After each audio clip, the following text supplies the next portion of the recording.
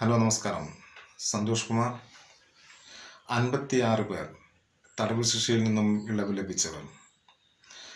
നിലവിൽ ടി.പി. ചന്ദ്രശേഖരൻ വധക്കേസിൽ കണ്ണൂർ സെൻട്രൽ ജയിലിൽ കഴിയുന്ന 4 പ്രതികളും ശിക്ഷാ ഇളവ് ലഭിച്ചവരുടെ പട്ടികയിൽ.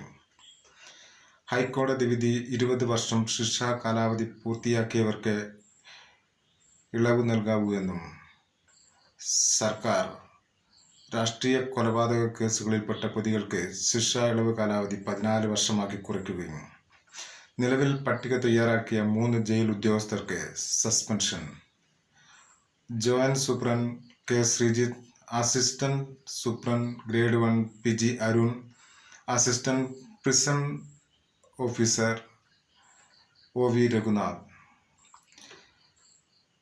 ജയിൽ ഉപദേശക സമിതിയിൽ അംഗമാണ് പി. ജയരാജനും. കെ. രമയെ ടി.പി. ചന്ദ്രശേഖരന്റെ ഭാര്യ, നിലവിൽ നിയമസഭ എം.എൽ.എ ആയ രമയെ പോലീസ് ഫോണിൽ വിളിക്കുകയും നേരിട്ടും വിഷയം അറിയിക്കുകയും